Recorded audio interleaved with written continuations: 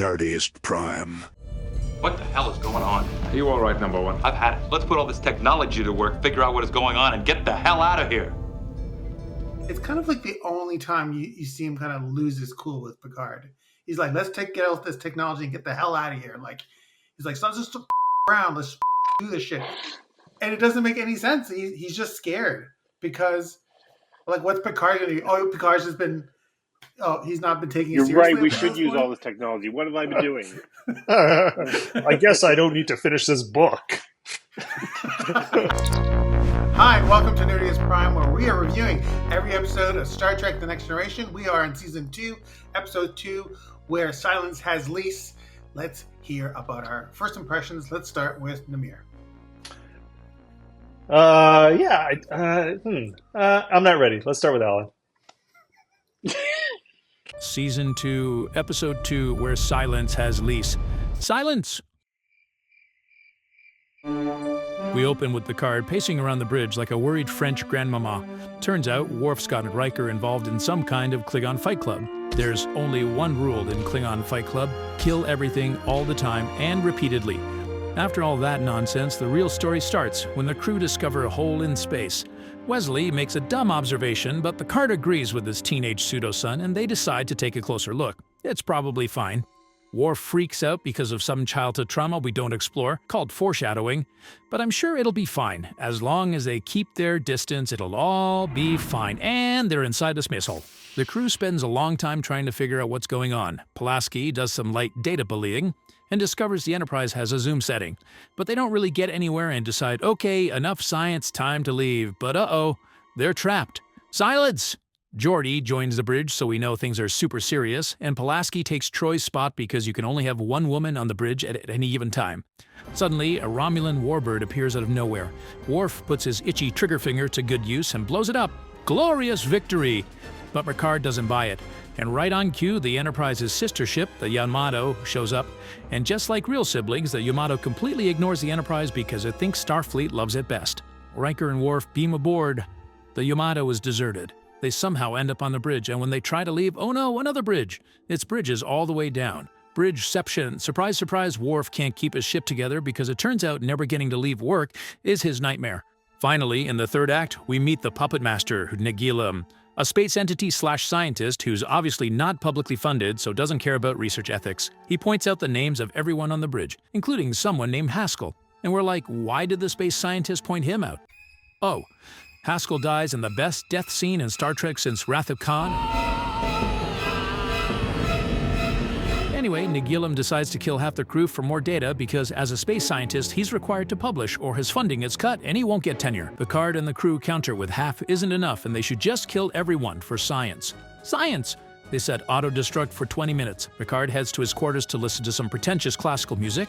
Nagilum tries to convince Picard to abort, be out of fake Troy and Data, wasting Picard's last 20 minutes of life with some bullshit.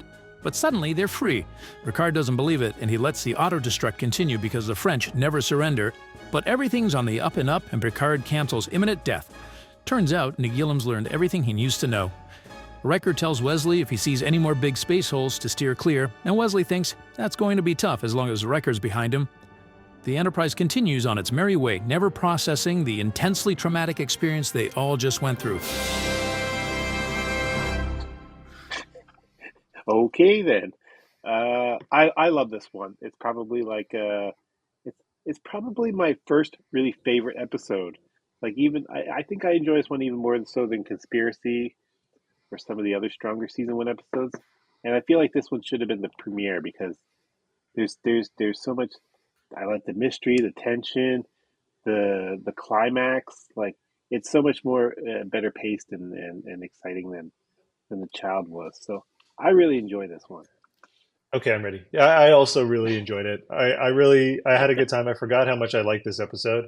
But I disagree. I think it was fine as the second episode because I think when we talked about the Child, one of the things that we said was that episode needed to have space to reintroduce everybody.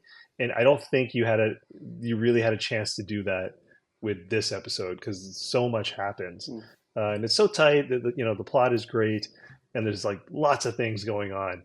I think it was smart to have it as the second one. It's a super strong episode. I really enjoyed watching it. It's really really memorable. Like I think everybody knows this one.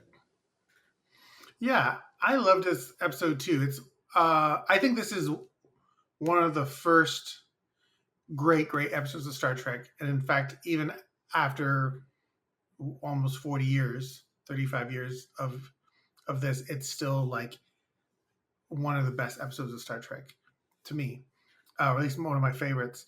And it's funny because I didn't actually watch it way after it had aired. I just missed it, and I must have watched it like somewhere in the mid '90s. And then when I saw it, I was like, oh wow, this is really good. I don't know how I missed it, and also really weird, and it operates on all these different levels, and it's kind of like it has this thing where the the Enterprise is supposed to be on this like brave new this brave new world, this boldly going and trying to explore the universe, and often they're not exploring universes, they're just shuttling a diplomat from point A to point B, and this one they're actually like dealing with a real unknown, and it's like at the edge of their comprehension, and I really love that. All right, let's dive right in. Let's start with the calisthenics, the Worf Riker calisthenics. That was the only thing I didn't really understand, because I feel like there was like a minute or something missing where they set that up, right? Because the episode starts with Picard coming out and looking and realizing that Riker and Worf aren't there, and being super worried and going like, "Are they back yet? Oh, I'm never gonna understand the Klingon psyche," But they're just there exercising. Do you know what I mean? Like it just seemed a little bit off. Like if it had been, Worf was doing some sort of ritual, and I think they do something similar later on, where he and Riker are going through some rite of passion. Oh, they're getting it up. Ooh, this is an interesting show now. Rite of passage, where Worf had to do some Klingon-y thing, and he needed Riker to do it. And that would make more sense to me, but I don't get that. Right? I don't get that from this episode. Oh, is that your cat feeder? That noise? Oh yeah. Yeah, I was like, Alan has the same thing. I was like, what is that noise coming from? Anyway. Tinkle, tinkle, tinkle, food. Yeah, it's the same thing. Yep. Well, I was going to say, I forgot to mention that the director of this episode is Rick Colby, who went on to do All Good Things and do Caretaker, and I think dated Kate Mulgrew for a while as well. And so, but this is the first episode he's ever directed, and it's really well directed, and and it's so well written. And I was wondering who wrote this, and it was a guy called Jack B. Yeah, it's like a one-off guy. Jack B. Sowards, yes, but he is the guy who wrote Star Trek II: The Wrath of Khan. He's the one who was credited for writing Star Trek II: The Wrath of Khan. There was several writers on that, but he's the only one who was actually credited. So I was like, oh, that's interesting. I never made that connection. That's strange. Why is that? Well, I always thought it was Nicholas Meyer. Well, he did end up writing the final version of the script. But if you look at the credits, this guy is the guy who's credited. Oh, interesting. So he must have written the first draft that they basically got rid of. I think he was like in the middle somewhere. He's the one that came up with the death of Spock and some of the other things, but I can't tell you specifically what. I just want to. I don't want to hear your thoughts about the calisthenics, but I just want to point out that I went to a Star Trek convention many years ago, and they said that the skeleton guy with the skeleton mask that looks like Skeletor, that's actually the Skeletor mask from the actual movie, The Masters of the Universe. Is it really? That makes sense. It is, yeah. I've read that. Yeah, this is one of them ones too where it's like Star Trek at this point still didn't do really good monsters, because those monsters are super cheesy. And the only reason I give them a pass is because, it's a holodeck game, so maybe they're kind of cheesy video game type things and not actually based on real life forms. Because especially the insect reptile guy or whatever, Oh, he was so awesome. he's so fake though. The Skeletor guy was kind of cool, but yeah, it's really it seemed like a filler. It seemed like filler. Like it had nothing to do with the episode itself. It was just a weird little character piece that they I need. disagree. Really? I think it's thematically relevant. I think that this whole episode Okay. is not about what's on the surface. It's all about what's beneath the surface. So what that is setting up, what Picard says is, I rather not know what's in the Klingon psyche, because what he's talking about is the Klingon subconscious, which by extension is what is in the human subconscious. What are the monsters, beneath the surface, and that's what the whole episode is about. So that's what it's setting that up. I didn't get that out of that. Yeah, I mean, I understand what you're saying, but I'm not actually sure if that's clearly what the episode is about. But I do want to say one thing about that opening part that I forgot to mention, which is my favorite part of that entire scene is the weird thumb weapon that Worf has, where it's like a giant thing that seems to be designed to thumb wrestle. It's like all it is like this pokey thing right here, and he never uses it to poke anything. And I was like, what that reminds me of? It's the craziest weapon at all. It reminds me of the Glove of Illusion. Oh yeah, the Glove of Illusion. So Alan Namir, he made a short film a few years ago, and it had superheroes, and one of the superhero had the Glove of Illusion that looks just like the glove in this episode. A little bit, yeah. Yeah. In fact, I think I was thinking about it subconsciously. I was like, that looks really familiar. Where have I seen that before? I'm like, in Namir's movie. Didn't you keep that glove and then throw it away later? No.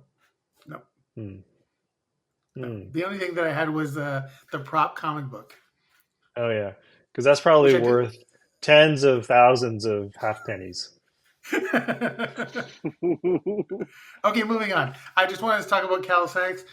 My favorite part is at the end when he says, when Riker's like, "You do this every day?" He's like, "No, I don't do this every day. I do something much worse. This is nothing. But those experiences are too personal." And I'm just like imagining, what is too personal? Like, is he naked and covered in blood? You know what I mean? I would not be surprised. That would not be outside of the realm of Worf. I'm saying, if you're going to do Star Trek Picard, this is the stuff you need to bring up so we can see it. There's so much they could be doing now that they're doing the R-rated Star Trek. That we're waiting to see. I mean, I guess we did see that in season 3 where Worf is like literally cutting people's heads off. That was yeah. Mm-hmm. But beheadings were very much too common in that show for my comfort level, just to say. Well, like everything not Star Trek was much too common in that show. Remember in season the eye gouging. That was always fun. Yeah, that was brutal. What was that guy's name in season 1? Icheb. Oh man, that poor guy. Poor Icheb. Yeah. What a horrible end to his story. Okay, moving on to this episode. So they find this hole in space, and Data says it's nothing like anything we've ever seen ever. And I'm like, no, it's not. It's like the immunity syndrome. They find a black hole in space, and they go into this black hole in space, and there's like a space amoeba in it. But they didn't remember the original show. Mm-hmm. So I really like the sort of the beginning the first part of the episode where they see the hole in space and they're trying to figure what it is, and that stuff is really hard to write because it's like a mystery and you got to pay it off and you got to set it up, and it's really creepy, especially when they get sucked inside. What are your thoughts about the void, the black void in the mirror? Yeah, I really like that sequence. I think I mentioned this before, but my favorite Star Trek episodes are when they set up this type of mystery, right? And there's like a something that they've never encountered before, right? And this is exactly it, right? So this is, but they're explorers and they're scientists and they want to learn more, and invariably because they want to learn more, it gets them in trouble, right? And then they have to get them out of it. But I love the setup. I think it was really really really cool. Like, and it's super creepy, right? Because there's this thing that they've never seen before, and it's something bad. And I think everybody watching it ultimately is like, oh, they're going to go inside this thing, right? It's going to happen, and then whatever, then the episode starts. But I really enjoy that. I love that sequence. My favorite part of that is, I guess this is after they go in, so we can talk about that later. But anyway, I love the build up. Yeah, I'm feel the same way about this. I love the music, the mood of the whole sequence. I felt like I had like Event Horizon vibes when I'm watching this episode. It's kind of like a porthole to another dimension, possibly, a hellish dimension of. So yeah, it gets super creepy, and the mood is really mysterious, and yeah, this is like my favorite type of Star Trek too, is when they're dealing with something weird and new. And they're great at building this tension where you, as the audience, kind of know that, well, this is what the episode's about. They're not going to like find a hole in space and be like, everything's fine. So you're just going like, get out of there. And they're like, well, let's maybe we'll get a little closer and let's just send in a probe. And then the thing envelops them. And they're like, well, we'll check it out for a few minutes. And we're like, get the hell out of there. Like, what are you doing? Well, let's just explore it for. Let's just see. Let's just send out full sensors on just what are you doing? This thing is gonna, it's gonna gobble you up. You're already inside it. What were we gonna say, Namir, about the inside? Well, my favorite part of this episode is when they're trying to leave, right? And they're like, okay, let's get out of here. Yeah, well, they're like, let's get out of here, and they turn around and they keep moving, and they're like, you see the screen and nothing's changing, and there's this like really amazing shot where you see Picard. Riker goes up to what's his name, Crusher, and Riker's hand drops into frame, and he's like tapping his leg because he's waiting, right? And you can tell, you're like, oh shit, he's starting to get nervous. He's starting to get really nervous. And you start to feel that as they keep going, and they keep going, and they're like, okay, well, let's drop a beacon. And then, that beacon sequence is great because, you think, oh, it's working, right? They're moving away, and then you start hearing the beacon again. And, the whole sound in space thing is a little bit weird, but whatever, that doesn't matter. And they get closer and closer to the beacon, and then, then you understand what's going on, and you're like, uh-oh, they're never getting out, right? It's just a loop. Like the reality inside the hole is a loop, and they just keep like going around and around. And at that point, it totally takes off, and you're like, oh shit, they're in trouble. It's spooky. You feel trapped with them, and it's like it's just a great thing. Everything comes together with the perfect vibe for this type of episode, and you're like really curious, and you're hoping that it pays off because they set up such a good mystery. Well, and we don't talk about Ron Jones almost ever, and Ron Jones did the music for this episode, and oh my god, it's like it makes this episode, like, the episode's already really well written, but then you have this amazing score that really sells that mystery. He also did the score for Datalore. Namir, you had pointed out the score for that episode as well, because he's really good at doing something really epic and moody and thematic with his little like TV orchestra that he has and a couple synthesizers. So, I think, speaking of the music. Because of the music, one of my favorite parts of the episode is when the Romulans show up in the middle of the void, and you're like, "Oh my God, it's the Romulans! It's like a trap!" Blah blah blah. And then you realize that's an illusion. But and Al and I were talking about this last week. But Ron Jones had devised a Romulan theme, and I really started, as I listened to more and more of his albums, I realized, oh, every time there's a Romulans. The same hit when he's doing the music for that episode, he brings back the same theme over and over again. So over maybe 4 or 5 episodes. But when the Romulans attack in this in this episode, then you get that theme back for like 15 seconds. I was like, oh, they're back, but it's not them. I know. I was like, really.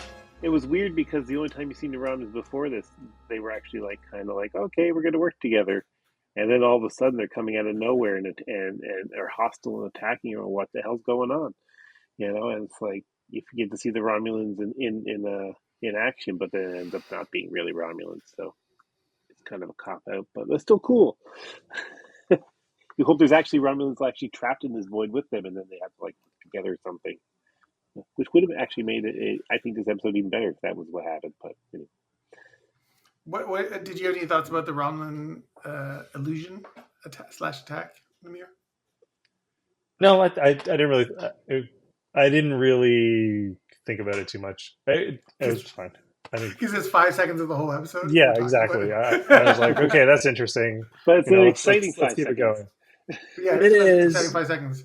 But they're not Romulans, right? Like there's something going on because, but at that point, you kind of get the sense that nothing is, as it seems, and nothing is what it seems to be.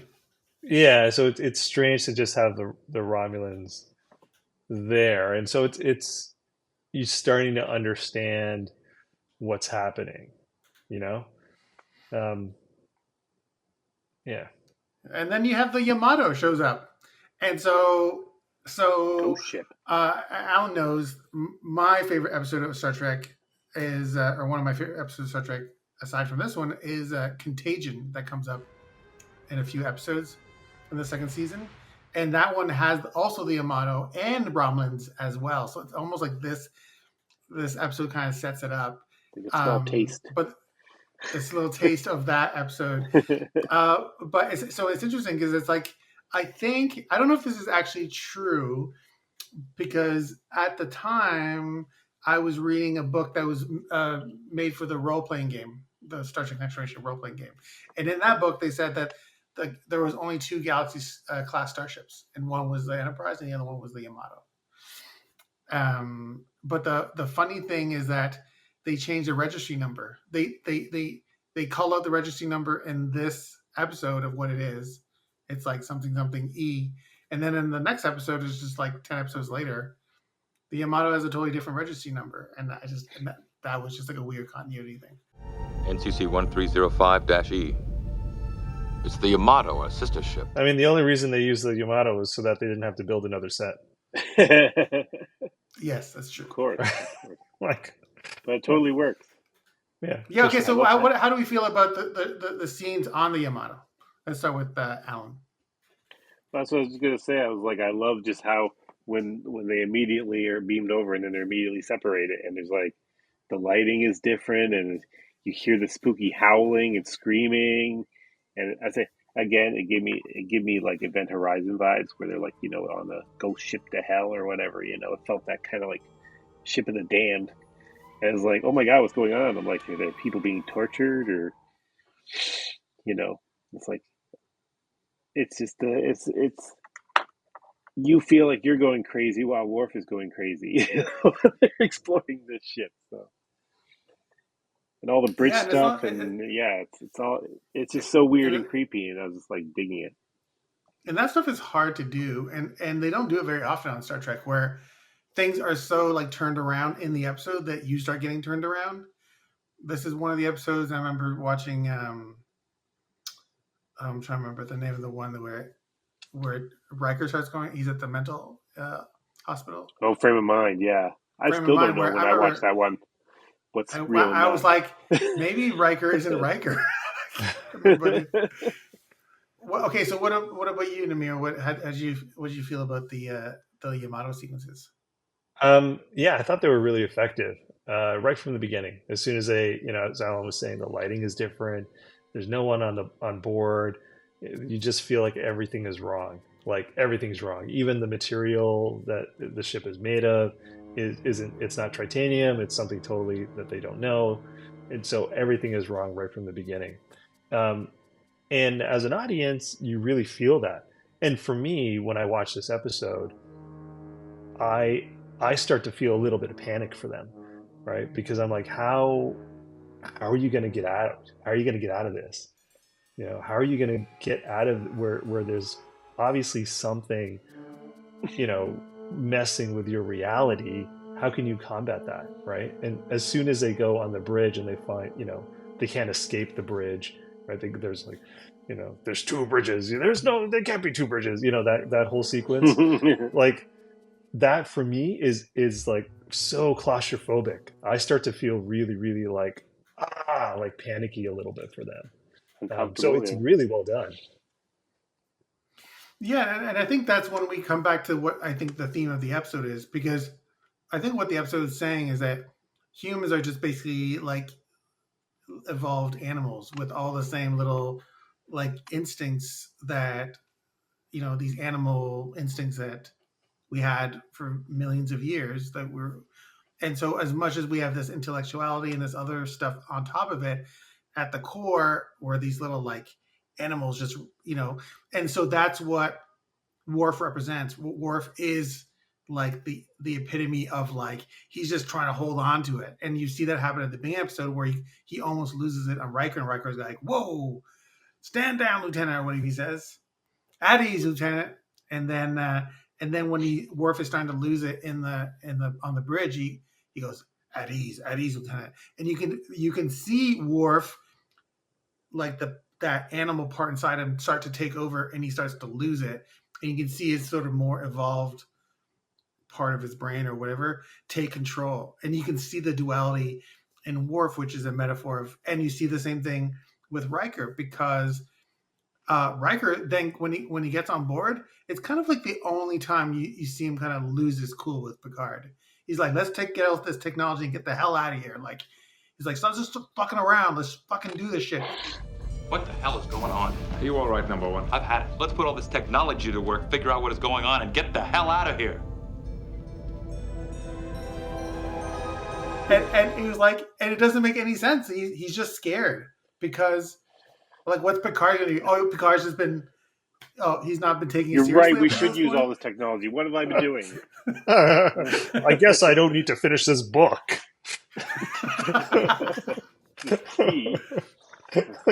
Yeah, exactly.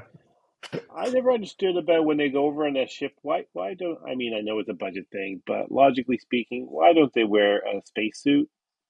Like, they're just beaming over. They think this ship is not there. Like, it's kind of there, but not there. And it's like they could just be beaming over into nothing. Like, why wouldn't you wear a spacesuit just in case you get beamed out into open space? It's better not to ask these questions, Alan. I know, right? But these are the things I do think about, and I'm like, that's like almost every episode. Every time they go somewhere, shouldn't they just have a spacesuit automatically? Yeah, it's like Galaxy Quest, where the guy's like, "Is there air out there?" I'm like, that's what I'm always wondering. Nobody in Star Trek ever questions. It's like, yeah, we're just gonna. He'll be fine. Do you remember how they dealt with that in the animated series, where they had this little force field around them whenever they wanted? Yeah, that was cool, and they didn't use it ever again. So I'm like, what?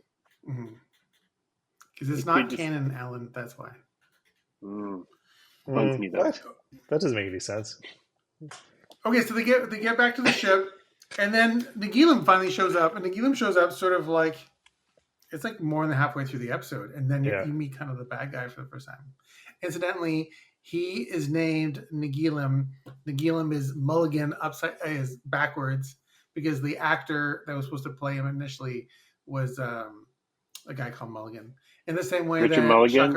Richard Mulligan. Soap, Empty Nest. I don't know who that is. Sorry. Oh man. But in the same way that Shaka Ryu was named after Sean Connery in Star Trek V. So, I thought that Nagilum was always like weird. Like, I understand, like, it was some weird like toaster effect where they took a couple eyes and a mouth, and they just did a weird. But it totally works thing. Though. It's like a crude computer graphic, but it totally works. It's like Nagilum and is weird and odd. Yeah, Nagilum's terrifying, and not for any real reason. Like, he's not horrifying to look at, but he just is wrong, right? It's like a creepy baby face. Yeah. It's like you know what it is. Doll.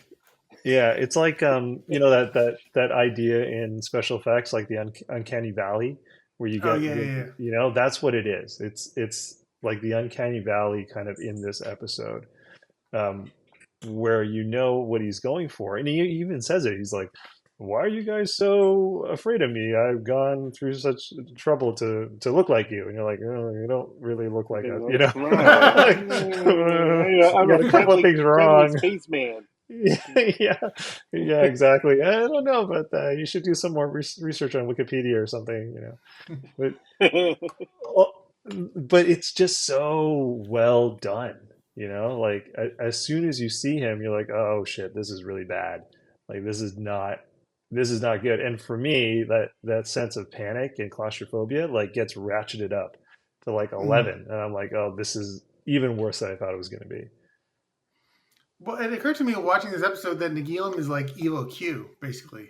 There's a lot of similarities between Q and the way that Q has had this omnipotent power and could like uh, control reality and time and space, and he's kind of there to like judge humans and figure out what kind of makes them tick. And so, and the Haskell's death is very similar to when Q freezes Torres on the bridge in Encounters at Farpoint. And I just want to say Haskell's death is like probably one of the most disturbing deaths in all of Star Trek history. Oh, He's he's like, so good. He sells it really He's weird. so good. Really well. And It's the like thing one is, of the like, best he's red shirt deaths ever. oh man, that's so good. And he's not that great up until that point. Like, yeah, that's the funny thing is he's not. He's kind of like a wooden actor. It's like, Captain, we Set can dressing. go now. And then Yeah. suddenly he just, and I bet you he did the audition and he did the, Yeah. and then he's like, you're it. And then it's like, we don't care if he can't do like Warp 9 or whatever.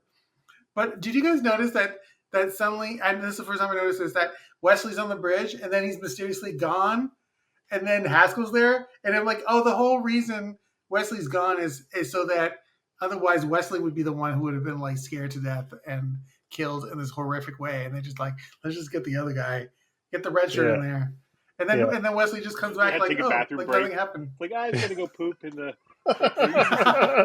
He took like 10 minutes and is like, oh god, what happened while I was in the jump? I know. He's coming back. He's like, you know what? I can't believe I'm going to go out and have drinks with Haskell. He's my hero. He gets back. He's like, no. He's like curled up on the floor in the middle of the bridge. I'm like, what the fuck?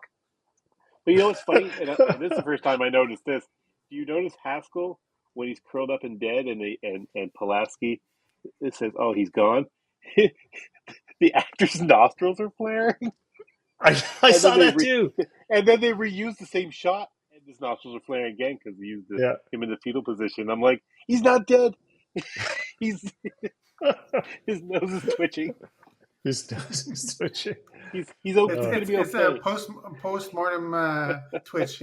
Everybody knows about that. Yeah. Nasal twitch. Yeah. Oh my! But still, best death ever. It really is. I think the only thing as creepy as that was the faceless woman in Charlie X. Oh god, that really bothers me. Yeah, because I imagine that happening to me. I'm like, I couldn't imagine my whole face sealed up and I can't breathe. I'm like, oh my god, it's so creepy. Oh, yeah. Or that episode where one of the ensigns is halfway through the floor. I didn't like that either. And Alan will tell you the name of the episode. 3, 2, 1. In theory. There we go. Good Lord, man. You have okay. Do you have any space for anything else in that Star Trek brain of yours? I don't. Not me.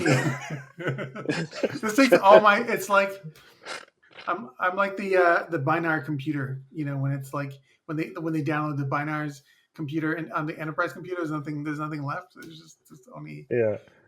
Alan remembers like an episode name, and then he just randomly forgets how to drive. Just pushes out that information. Okay, I need space for this. Yep. And oh yeah, I forgot to bring up Dr. Pulaski because she's in this episode, and she's still being kind of a dick to Data again, and she calls Data it, and she's like, it does know how to do this, doesn't it? I'm like, come on. It's does know how to do these things, doesn't it? Commander Data knows precisely what he's doing. You guys are way too hard on her. This is about her understanding data. Like the idea is that everybody else on that crew had the same reaction to data. She's just a new person that's working through that. And it's great because it think gives her and Data a place to go as characters. it's true. I mean, what I do like is by the time she gets booted off the show, at least by then she's found some respect for Data, and at least so she has a little arc, and then okay, bye. Exactly. And you guys are like, she's so mean. She's being so mean to this Well, she is right sentient now. robot. But yeah, What'd you say? I thought it was funny. I was like, I wonder if Diane Mulder and Marina Sirtis had to flip a coin to see who was going to be the one that gets jerked around the bridge by Nagilum. Because it's funny. Oh, it's like that- because it's like it's like that's kind of the corniest part of the episode is watching Pulaski do her little. I am under your control. I cannot control my movements, and she looks ridiculous. But I feel You only think that because you don't like her. But, it's just, your form is different. I'm like, he could have done the same thing to Troy because she's standing right there too, but he never really looks at her body and then jerks her around the bridge. So, This is true. I would like to see what Troy would have did with that, but I think that he's one or the other. She would have done some pirouettes or something. She would It have would have been totally funny. sold it. A backflip. Yeah. Okay, so when they get to the point of the episode with Nagilum is like, oh, I'm just gonna kill half the people on the ship just to see like all the different like deaths that I can see. You're like, okay, now we are firmly in nightmare territory. This episode is a nightmare. It's like the nightmare version, nightmare on Enterprise, and then Picard's like, and it's very, very rare also that they face like a hopeless situation that they have no recourse. There's always like, well, we could do something. There's always a possibility. Data, what should we do? They're like, we'll invert the phase and we'll fix everything. Sorry? Yeah, they're like completely at Nagilum's mercy. Yeah, and they're just like, okay, we're going to blow up the ship. And I was like, what? The first time I saw it. And even now I'm just like, oh man, this episode's so good. It's so tense. And then they keep like ratcheting up. We're like, now we're just going to blow ourselves up. In that sequence of doing the like, it's so existential. It's like, how much time to die? 20 minutes. It's like, it's so it's good. a heavy conversation. But it's also interesting to shoot through the eyes of these, future humans who are supposed to be a lot more comfortable with death but still have those human instincts of wanting to stay alive. And it's just interesting how that part of the writing is handled. Do you guys have any? Well, yeah, I was just going to say that it was just interesting that Picard's take on it. Like, he's going to take his 20 minutes and just relax in his quarters and, put his feet up, put a nice book, and just have some soft music in the background. I'm like, wow, it's like that's a nice, peaceful thing, but it's also a very lonely thing too. Rather than he's like deciding to die alone. I'm like, it's pretty heavy. And then he has that philosophical discussion with Troy and Data, who are clearly not Troy or Data, but it seems like I caught on quicker than Picard. I was like, no, this is weird. They're coming here just to talk to you. It's completely out of character. But, what were you saying, Amir? I was just gonna say that to me feels like it's the best part of the episode, but also the part where if you think too long about how it would actually happen on the ship, it doesn't make any sense. Like that bridge would have been abandoned, right? Like there wouldn't have been anybody on the bridge. I know, and people are there with their families too. Like there's kids on here; they're going to die in 20 minutes. I'm like, it's pretty exactly. heavy. Yeah, exactly. I think probably they would have in reality mutinied, or half of them would be having sex at the same, like with each other. It just like all these things, would probably That's have not happened. Starfleet, though. Yeah, Starfleet's better than that. Yeah, apparently.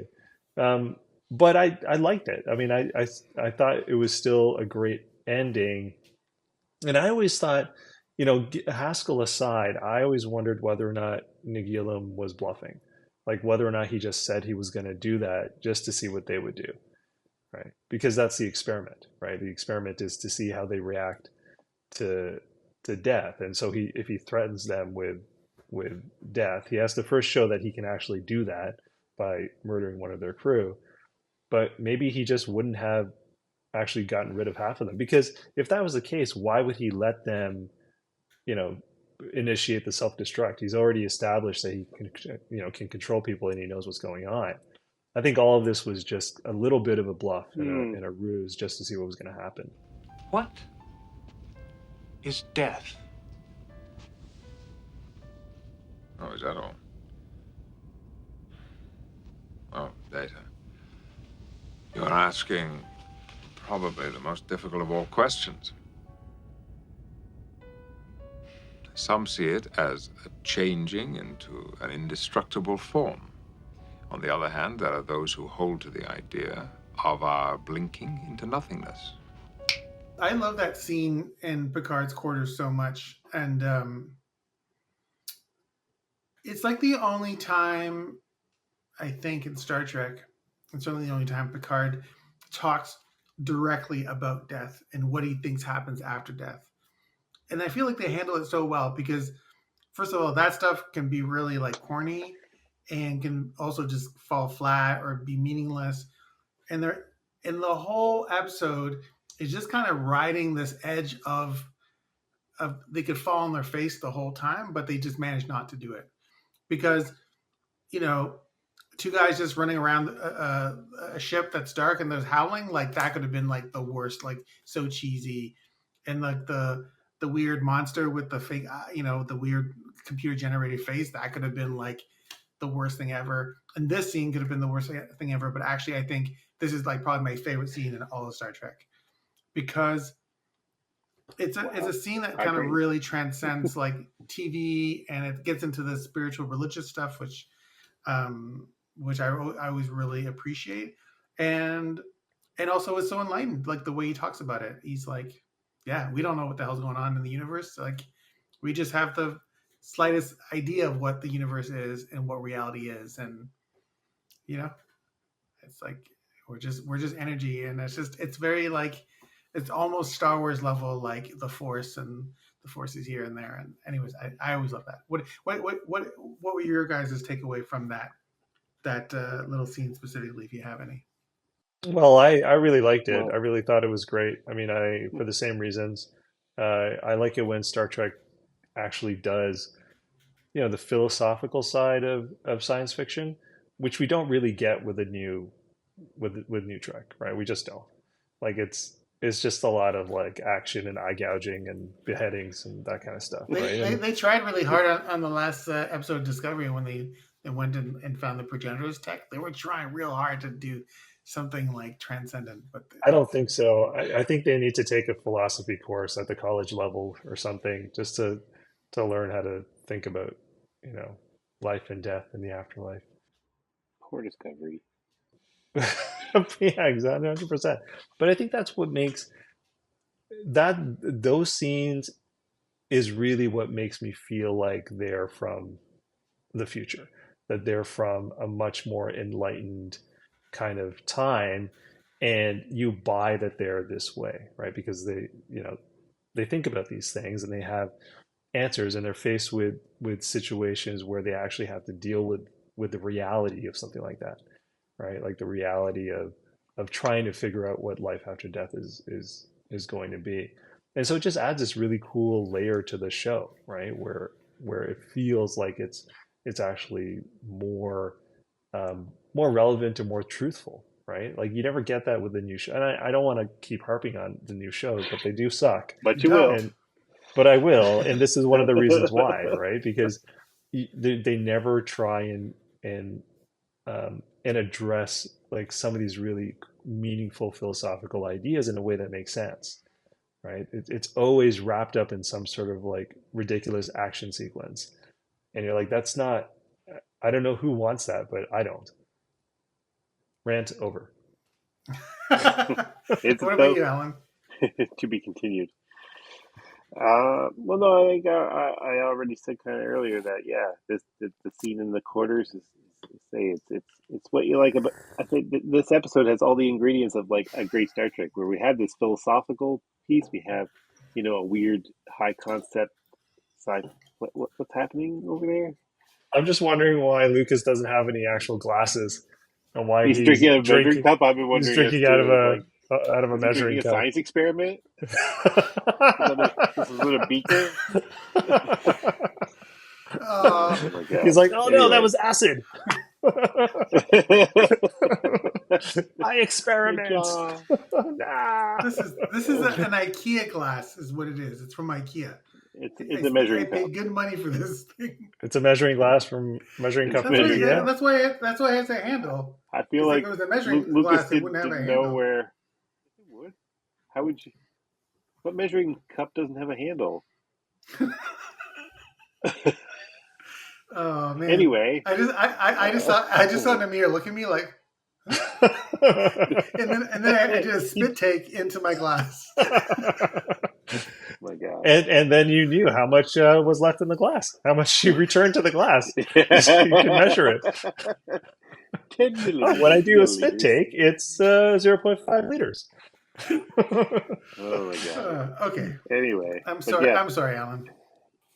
yeah, the scene, just adds more layers to the wonderful episode. Let's move on. Oh, Alan had this moment. He was like in a real like groove, and then I drank out of a beaker, I know. and then it Then he ruined was like, everything. "What? I'm sorry. Yeah. Okay, so the very last scene, well, there's two last scenes. The scene where No, there's only one last scene.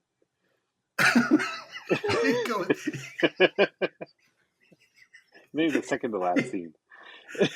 Second last scene, he goes back to the bridge, and the self-destruct is still counting down. It's like a minute left, and Riker's like, "Captain, are we I gonna love turn that off scene. the thing?" So good. And Picard's like, "No, let's just." He's like, "Let's go, warp 6," and then it's like counting down. He's like, "Captain."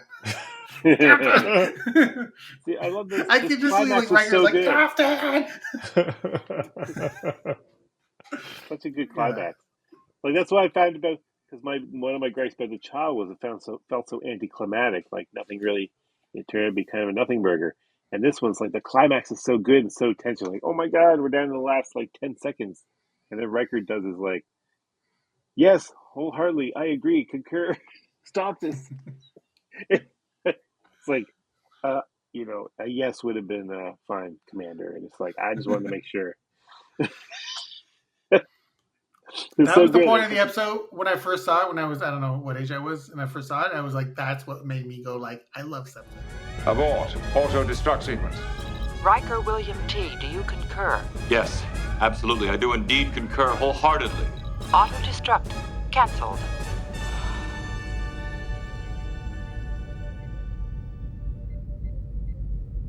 Simple yes would have sufficed, number one. The thing about this episode is that there's no scenes that are bad, right? There's nothing that doesn't fit.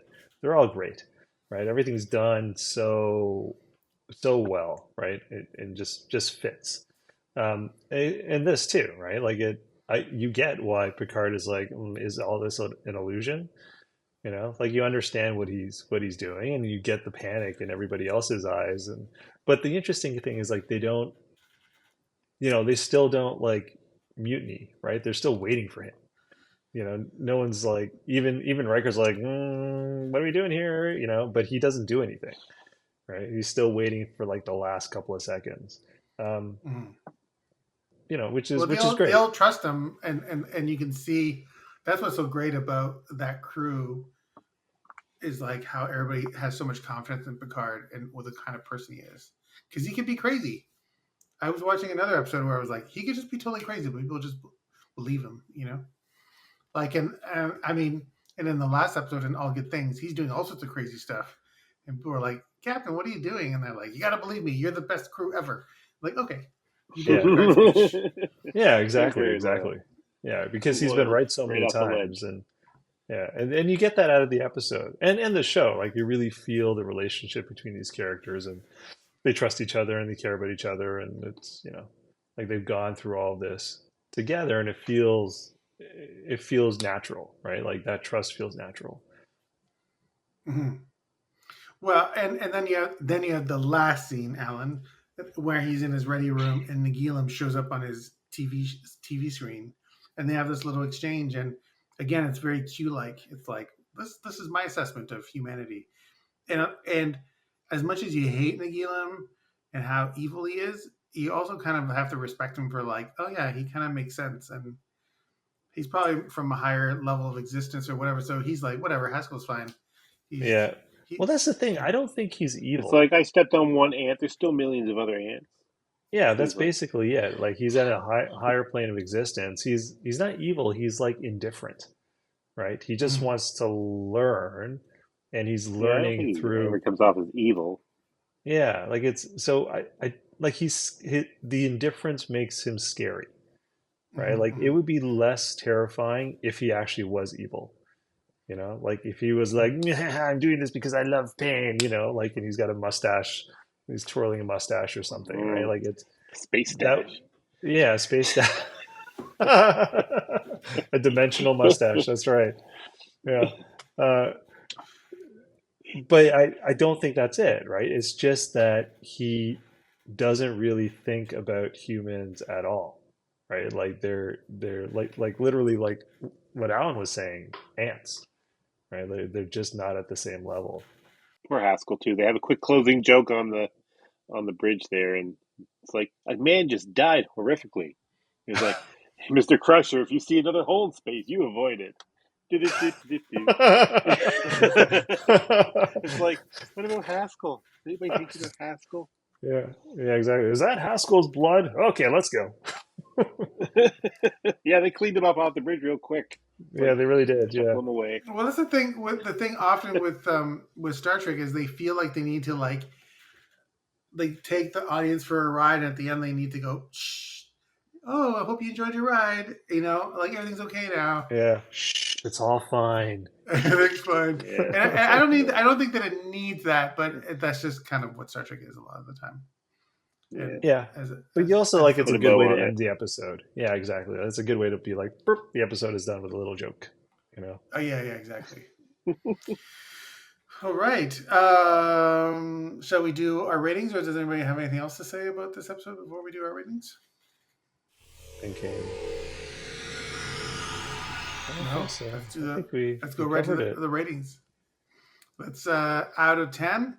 Let's start with Namir. What's your rating? Yeah, I really love this episode. I'm going to give it a 9 out of 10 because it's so awesome. I'm reserving my 10 for, I think, my favorite episode, which I won't tell you what that is. Oh, okay. Alan? Spoiler alert, it's Shades of Grey.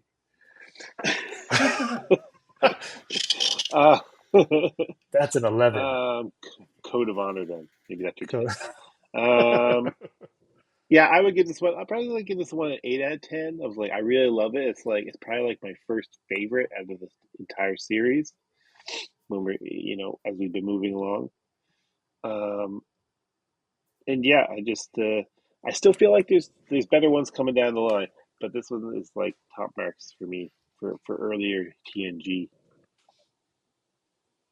Yes, I also give it a 9 out of 10. And it's, when I see an episode like this is when I feel angry with like Star Trek Insurrection or Star Trek Nemesis, because those movies really could have been at that level. That's, I guess, another way of putting it is when I went to see a Star Trek movie, I would hope that the Star Trek movie would be operating at this level in terms of the writing, but then I would get the ILM visual effects to go along with it, and the 2-hour runtime to really explore each thing. And that's not what happens. We go to the Fountain of Youth planet with the whatever. And anyways, so yes, 9 out of 10. It's a great episode. Highly recommend. All right. So that's the end of that. And next week, we're finally getting to Elementary Dear Data, which is the one where he does he goes and becomes Sherlock. We are Holmes. introduced to Professor Moriarty. That's right. Daniel Davis brilliantly plays it. Good times. I believe that's one of Namir's favorite episodes because I believe when we started this whole thing, oh my God, put the beaker away. Just where in the future, the things we've done and said, let's just push the button, we'd be better off